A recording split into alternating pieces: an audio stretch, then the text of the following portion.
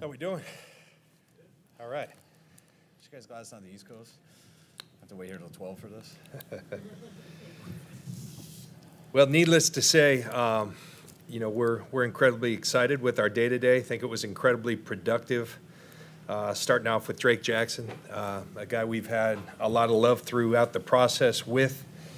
You turn on the film and he just jumps off the film in terms of his athleticism and talent and length and all the things, his ability to turn the corner and redirect, all the things we look for and covet in a defensive end. And then we brought Drake in and got a real good feel for him as a person, and really worked hard on him, and thrilled to be able to land him. Didn't think he'd be at 61, and he came there, and we were happy to grab him and make him a part of the Niners. Terrion is he's a guy we're very fond of. Has a style that is can best be described as physical and tough, and he's also got some speed to go with that package. And so when you can add toughness and speed, he's in a bigger package. Danny Gray does it probably in a smaller package, but still has those two qualities of he can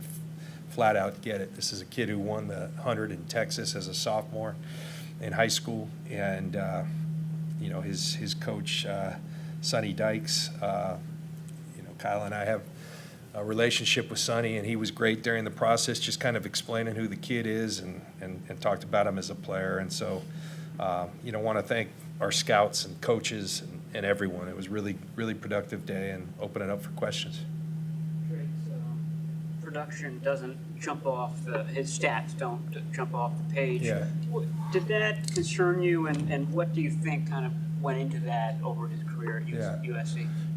Ultimately you want the finishers, but we also look at a lot of different metrics, and these our R&D, our eyes, all those things.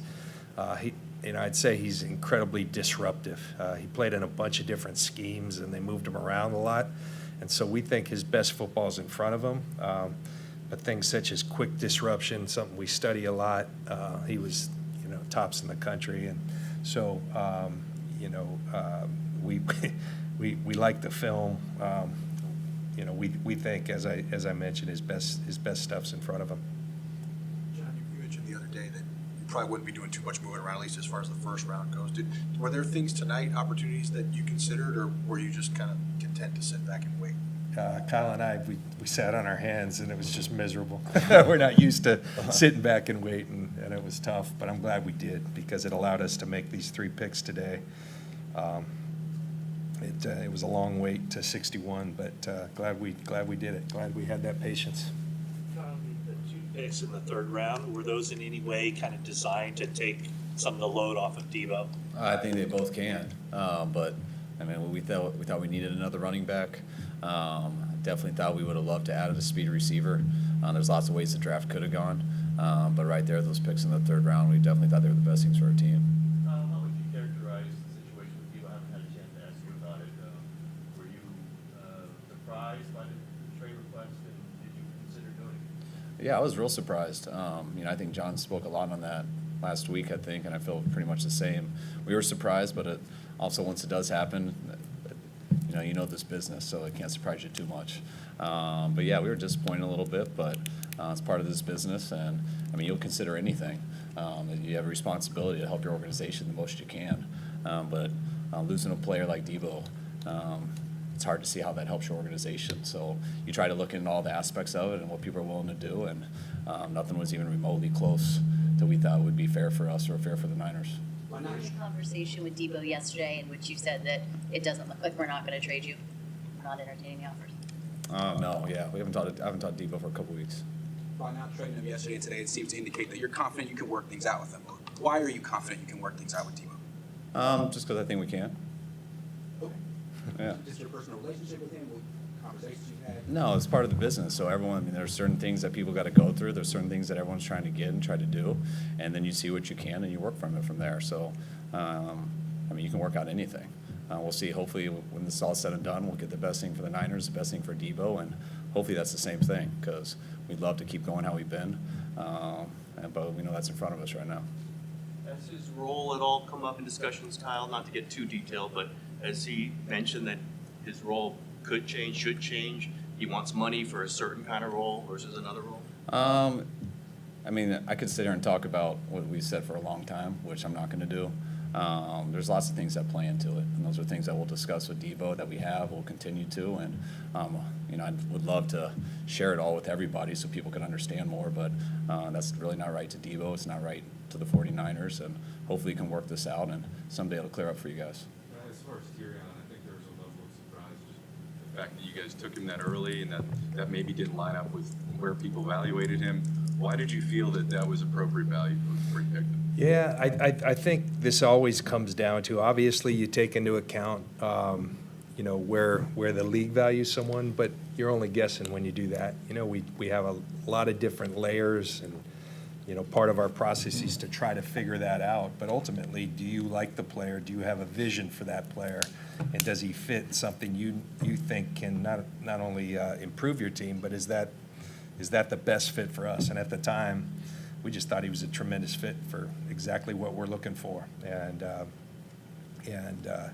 I think a great compliment to Elijah, and I think we envision a great role for Trey Sermon going forward, for Jeff Wilson. There's plenty of room for these guys, and in most seasons we've used 4, we've used 5, and so I think it's something, we emphasize the run game here, and we want versatile backs, and I think we have that with our collection of guys, and we're excited about that group. What does he bring the running backs room that you don't think you have right now? Well, one, I don't think you can have enough running backs. I mean, we took 2 last year. We were happy with our starter going into last year. We had other guys who had played well too, and we took 2. And by the 4th game, we're still having to steal guys off other teams' practice squad just to field enough guys to play in a game. So sometimes you can have good luck with guys staying healthy, sometimes not. So the more guys you can add, the better. But kind of the physicality that he brings gives you a chance to have a very physical 1-2 punch. I thought Debo helped us do that towards the end of last year, bringing that in. But you don't want that to be just your 1-2 punch. You got to bring in some other backs to do that. I do think we have some guys on the roster that have a chance. We know Trey, we thought he had a chance last year, got banged up, was a little bit behind. But I'm not holding out. I mean, I don't think he can't do it this year. So to add some more competition to him, having guys like Jeff Wilson, Hasty guys on our roster, and now adding Ty with what Elijah did last year. And man, Elijah was missing a bunch last year too. So we're a running team. We like to run the ball, and anytime you have a chance to get a good back, if that is what's best for your team compared to all the other positions, I don't think you can ever go wrong with the back, because just look at how not only us but everybody, you play with a lot of them. Has Alex Mack made his final decision on whether he's playing this year? I don't think a final decision. We've been in contact with Alex and had another discussion with him in the last couple of days, and so, I would still describe that as fluid, and but I think we've collected all the information we needed to collect coming into this draft. So many receivers were flying off the board. Were you anxious about being able to land one that you really liked on day 2? Not really. I mean, we feel pretty good about our receivers. We just felt good about the skill set that Danny had. I mean, we felt good about our 3 receivers last year. We were able to add Ray, who we think can help us a lot this year, not just as a returner, but also part of the group. And we got some guys that you guys don't know about that are good players that have bounced around this league that add some depth for training camp. So this wasn't at all a position we had to go do. But when you look at there in the 3rd round, you look at the speed asset this kid has that brings something different than the rest of our guys. That's something. It's one of the reasons it was important for us to have Travis Benjamin last year. He was our main speed guy. That he didn't get a lot of balls or anything, but he did things to help coverages out. And if we could find a guy like that at the right spot, we thought it was good to add him. Seems that Drake Jackson's weight has fluctuated. He played the last couple of years in the 240s, but he told us that he'd rather be at 265. I think he's around there right now. Where do you envision him playing for you? How do you feel that he fits into the particular edge rushing role that you want? Kyle and our philosophies, like on a lot of things, we match up, and it's something I went through in my career. And I think ultimately what you want to do, you want to be as light as you can be without losing your power. And so that's what we talk to all our players. That's what we encourage our health and performance staff to help these guys find. And Drake, you know, that's one thing that sometimes you have concern of when a guy has been up and down with weights. But once you kind of get his story, he was only doing what the coaches at that time were asking of him. You know, they moved him to linebacker last year. Coordinator was a linebacker coach, and he wanted him as a backer. He wanted him in the 240s. There's some other things. He got sick, lost another 20 pounds, so he wasn't exceptionally light.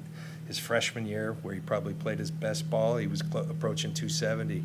You know, but we talk a lot to people about where do you feel best, because I think ultimately the athlete knows their body better than anybody, and we've got all kinds of resources that can help fine-tune that. But you know, he's an interesting dude in that he looks good at 240. He also looks good at 260. He's broad enough, he's long enough that he can carry a lot and carry it well. Now, how much input does Chris Kasarik have in that process? How much does he get to work with him when he visits? He sits about 2 inches from him and screams in his face the whole time. So Eventually that's he how goes- those dinners go. Eventually, we got to send someone to save the kid. Did Bobby Turner have any input on the running back, or did you give him the year off? We gave him the year off by his request. He doesn't want us messing with him right now. He's enjoying his rehab and bugging his wife. But no, Bobby's doing good. Those number 2 pencils got to rest. Yeah. You and John have talked both effectively about team chemistry, about locker room, when you believe in each other, have each other's backs. That matters on the field. When you have a prominent player saying he wants out, does part of you say, okay, go? Like, we don't need that. I mean, yeah, you can. I mean, we have a great relationship with Debo. You know, haven't seen him a lot since the season ended. I think it's a little bit easier when you're dealing with people without screens and phones in front of you, and what you guys read wherever it is. And most of the world's like that, and I know my kids are. But I try not to get too caught up in it. You know somebody, they know you, and when there comes a time where when it settles down, hopefully it'll settle down more after this draft, and things get somewhat easier. But, I mean, this isn't someone that we just met. We've been here with him for 3 years. I think we know him pretty well. He knows us pretty well. And, yeah, things haven't been the best over the last couple months through outside perception. But I see that happen a lot in this league, especially in contract situations. So you try not to overreact one way or the other on it. You try to be patient with it, because emotions can get high with people, especially when you care about people and a lot's on the side. I mean, a lot's riding on it. But that's what you got to make sure you don't react to. And you got to make sure when it's all said and done, first and foremost, you do what's right for the organization. And then second of all, you try to get a win-win for both sides. Did you have any offers that was even close to considering? Not even close. So you have no doubt that the relationship can be salvaged? I mean, I would hope so, but, I mean, I don't know what other better ways I can say it than what I just did. When you see A.J. Brown go last night to Philly and he gets his contract, does that give you maybe more hope? Does it help you at all in terms of just kind of finding that parameter for what Debo? You know, I think all these situations are unique, and, you know, you're obviously aware of what's going on around the league, but we were focused on our situation, and, you know, we tried to do what was right there, and we believe we did, and we believe that we can find a way through this, and that we'll all be good. So we're encouraged about that. How much a factor on all your moves is you likely or are going to have a first-year quarterback, you know, and you would like to have, I imagine, you always want to have the best team, but you would like to have as many comfortable weapons around him. Is that a primary focus In this draft? this draft and other moves? I mean, yeah, I mean, you would like to do that. You know, that's why, we were hoping we could gain some more picks back and stuff too, so you can start to add that. But nothing's guaranteed, and you got to work with what you got. And today, I mean, I would have loved if we found a way to get a ton more picks and add a bunch of younger guys in here. That's awesome, but we didn't. And how do we do with our 3 picks today? To me, if you would have told me this before the day started, these are the 3 guys we'd end up by staying put, I would have been very excited. I would have been surprised. And that's what the whole dilemma is. I mean, you sit there and you have to wait 2 days to get to 61, and you're watching all these players you've studied for months just go left and right. And it is really hard, especially when you feel you got a good team. And it's not going to be easy for a lot of later round guys to make it, to kind of trade your picks away just to go get one that you know could fill a hole that you need. But we didn't, and that's what was cool, that we got 3 guys today instead of 1. And that's what I was happy that we were able to do, and it worked out for us. And you can't always say that, but that's why the draft is a crapshoot. Like, I mean, the hardest thing for us is when you know, you ask a question like where you think they're going, or do you think you overwent? I mean, everyone ranks guys, and there's a perception of when everyone's going to go, but the reality of when someone's going to go is when someone picks them, and you don't know that till it happens. I mean, you see it all over when people freak out and stuff, but I mean, a lot of these guys are really good players. I saw that with New England in the first round. I mean, that guy's doesn't surprise me at all, or us. It surprised you based off of perception, because you knew everyone in the world was saying there was no way, but everyone who watched that tape, they're like, but he looks like a first rounder. Who's going to pull the trigger? And you never know when that one person is, because you're hoping the other 32 teams are saying, no, we've all read this. He's not going till the third round. Well, that's why someone takes him in the second round, because he looks like a second rounder, or he looks like a first rounder, and we all try to figure that out too. But it only takes one team, and that's why you don't want to mess around and be too cute with that. You talked about hoping to add more picks. Obviously, trading Jimmy would be the easiest way to do that. Do you feel like you're any closer resolving that situation? No, I mean, we've said all along it's going to take the right deal to get us to move him, and he's part of our team right now, and so we're excited about that. We look at the totality of that position, and we feel really good about it right now. We're extremely excited about Trey, excited about Jimmy and Nate Sudfeld. There's a lot to like about him as well, so we're excited about that group. What was yesterday like for you? Was it less stressful? Was it more stressful? Was it a lot of, as you said, just sitting on your hands? What was that Yeah, like? so yesterday we kind of knew what the deal was. Today was probably harder. We're just waiting for 61, and I think we've talked a lot about it since we've been here. Our defensive line is very much at the forefront of this team. We've got a philosophy. That's the great equalizer in today's defensive football. And we had kind of zeroed in on just a couple of pass rushers that we felt were difference makers. Otherwise, we were going to turn to other needs, and Drake happened to be one of those. And so we really held out hope that he could last till 61. We didn't think he would. We were tempted many times to move up, and we sat back instead. And I'm glad we did, because it allowed us to take these other two. We likely would have had to given away one of those picks, and instead we got all three. So that's nice. Last one. It appears you might have some uncertainty on your interior offensive line, but is today a reflection that you're not really stressed out about that spot? I don't think stressed out. I think we understand where we're at there, and we've got a plan to deal with that, and there's still a bunch of picks left. I think I'd leave it as that. Ty mentioned he met your father. What's that? Ty mentioned that he met your father. Was that a planned meeting, or I didn't know what she said at the beginning. Terry met Oh. your dad. Yeah. Did he? your dad? Yeah. Oh, Yeah. yes, no, it wasn't planned. I think, I didn't know that he did, but my dad comes sometimes, hangs out here during draft time, and he was here the day that they came for the 30 visit, so I think he met everybody that day if he was. It's pretty incredible, because Mike typically doesn't come out of his little office up there. Yeah. He stays in there for 13 hours at a time, and we have to go in there to talk to him. So that's pretty cool that Ty got a chance to meet him. I appreciate it, guys. Thanks, Brent. Say that tomorrow.